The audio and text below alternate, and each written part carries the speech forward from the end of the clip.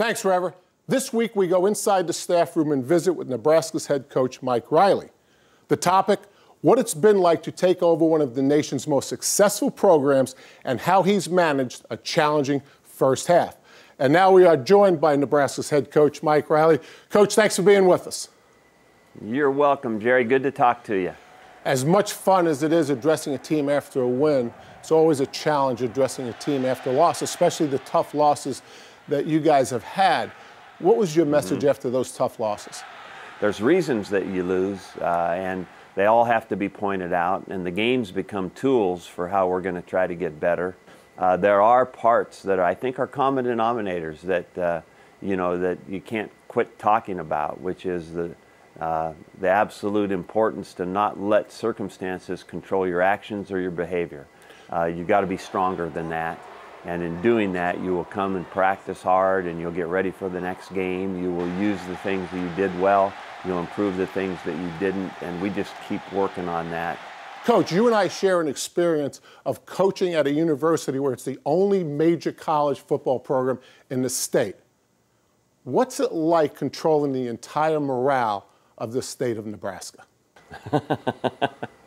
Oh, when you put it like that, it's pretty much down to reality. That's the way it is. People care so much here. We've got the greatest fans in the world, as you know, Jerry, and they care and they want to win. And we do have a responsibility, obviously, to have a good team and do it the right way. And it's absolutely awesome being here with all these people because they do care so much. Game day here is an unbelievable event, and we're proud to be a part of it. Mike, how close are you to your offensive identity, say, 2, 3, 4 years down the road? You know, I think we're actually having some fun with adapting to the abilities that Tommy Armstrong brings to it. You know, I think we will continue to probably more in the off season, Jerry, morph into some more standard things that we would like to get done that I think Tommy does well because we have him back for another year, and we want to develop the guys that are with him and behind him right now into something that we think is important. I continue to learn about not only what we can do and what we want to do, but also what applies basically to the teams that we're playing and how they're playing. You and I have had long conversations about recruiting.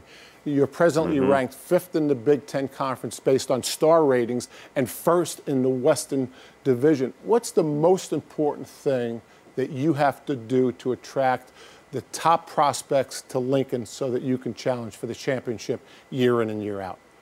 We have to do a thorough and knowledgeable evaluation of who these guys are.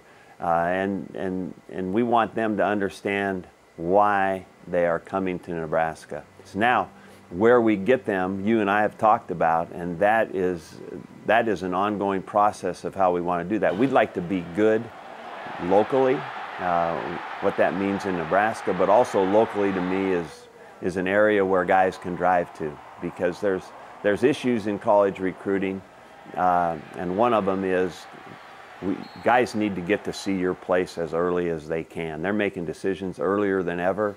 Unofficial visits are big deals right now, and until the rules change, we have to really emphasize getting guys here. And the best, earliest, easiest way to do that is to get guys within a 500-mile radius where they can drive and easily visit your school. Thanks, Coach. Really appreciate your time. Thanks, Jerry.